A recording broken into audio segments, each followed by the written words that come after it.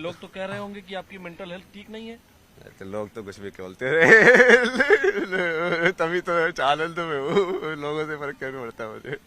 महाकुंभ सभी सनातनियों का धार्मिक सम्मेलन और लार्जेस्ट गैदरिंग ऑन अर्थ। यहाँ पूरी दुनिया से लोग आते हैं अपने पापों को धोने के लिए, मन की शांति के लिए, आत्मा की शुद्धि के लिए और साधु संतों महात्माओं के दर्शन के लिए। और इसी 2025 के महाकुंभ में मिले लोगों को एक ऐसे अनोखे संत जिनका असली नाम तो अभय सिंह है, पर अगर आप इनसे पूछेंगे कि क्या नाम है आपका तो कुछ ऐसे जवाब देते हैं। जी क्या नाम है आपका?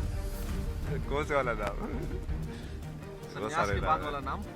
मेरे को अभी बहुत सारे मिले यहाँ पे, मशानी गोरख, बटुक भैरव, राघव, माधव, बहुत सारे नाम मिले हुए मेरे को।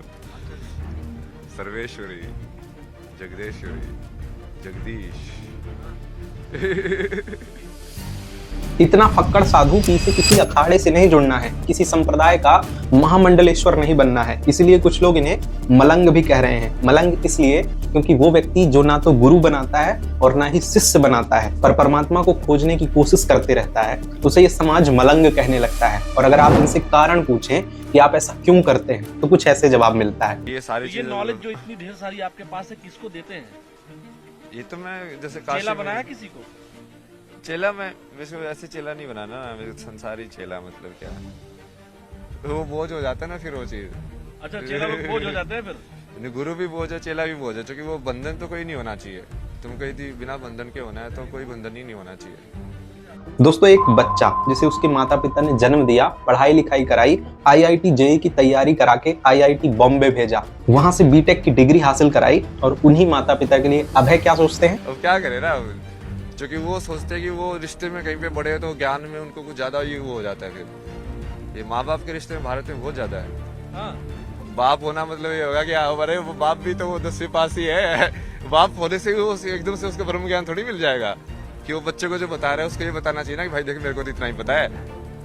बट हमेशा सारे बाप ऐसे बताते जैसे हाँ बस मैं ही बता रहा हूँ तुझे। वो अहंकार जनित है ना वो।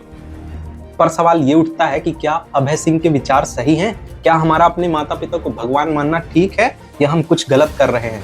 तो देखिए, ये एक सेंसिटिव मामला है, इसमें हम सबकी राय अलग अलग हो सकती है। इससे पहले मैं आपको एक सिनेरियो दिखाता हूँ। श्रीमद् भागवत की कथा आप सबने सुनी होगी, अमूमन 7 दिनों की होती है। श्रीमद् भागवत कथा के दूसरे दिनों में कुछ महान बालकों की कथा सुनाई जाती है, जैसे ध्रुव, कपिल, प्रहलाद, उत्तम और पुंडरीक। इनमें से पुंडरीक की कथा में बताया जाता है कि ये बालक अपने माता पिता की सेवा को ही अपना जीवन मान लेता है। पुंडरीक सुबह अपने माता पिता से पहले जाग जाता है, स्नान करके फिर माता पिता को जगाता है, उन्हें भी स्नान कराता है, उनके लिए भोजन पकाता है, उन्हें खिलाता है, विश्राम करा के सेवा करता है, रात्रि का भी खाना बना के खुद खिलाता है और चरण दबाते हुए सेवा करते रहता है।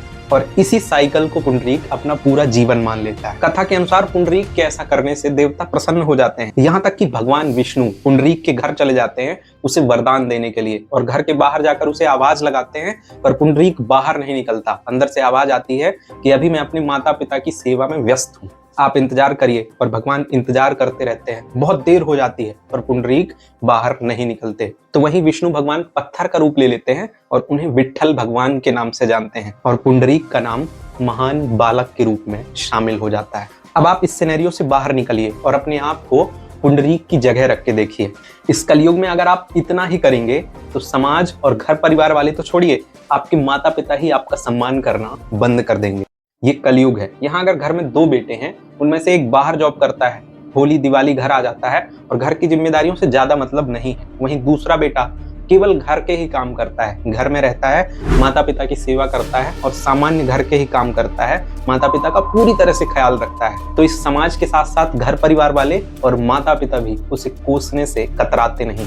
तो अब करें क्या? क्या हम अभय सिंह की बात मान लें या पुंडरीक हो जाएं? तो देखिए, बेशक आप लोग कुछ और सोच सकते हैं, पर मेरा मानना यह है कि हम ना तो पुंडरीक वाले युग में जी रहे हैं और ना ही हम कोई मलंग हैं। हम समाज में रह रहे सामाजिक लोग हैं, और जब तक हम समाज में हैं तब तक हमें अपनी जिम्मेदारियों को ठीक से निभाना चाहिए। जैसे माता पिता ने अपनी जिम्मेदारियों को निभाया है, वैसे हमारा भी कर्तव्य बनता है कि हम भी अपनी जिम्मेदारियों को निभाएं और अपनों का, अपने माता पिता का ख्याल रखें। अब बात रही कि माता पिता भगवान हैं या नहीं, तो हमें तो हमारे शास्त्रों ने बचपन से यही सिखाया है कि प्रत्येक जीव में परमात्मा का वास होता है। जो परमात्मा मंदिर में रखी मूर्ति में है, वही माता पिता में है, वही आप में है और वही मुझ में है। और एक चीज और, ये टॉपिक बहस से ज्यादा विचार का है, आत्मा के मंथन का है। जितना आप इस टॉपिक पे विचार करेंगे, इस विषय का आत्म मंथन करेंगे, इसका ठीक ठीक जवाब आप खुद पा जाएंगे। पर हाँ, अभय सिंह की कहानी से हम एक चीज जरूर सीख सकते हैं कि अगर आपको आत्मा और परमात्मा का ज्ञान चाहिए तो आपको समाज से विरक्त होना पड़ेगा। आप समाज में रहते हुए कुछ क्षेत्र विशेष या विषय विशेष का ज्ञान ले सकते हैं, पर अगर आप इन सब के बाहर का ज्ञान लेना चाहते हैं, डायरेक्ट आत्मा और परमात्मा में संबंध स्थापित करना चाहते हैं, तो आपको सब कुछ छोड़ के अपने ही अंदर जाके परमात्मा को खोजना होगा। बाकी अभय सिंह के बारे में आप क्या सोचते हैं, कमेंट करके जरूर बताइएगा। शुक्रिया।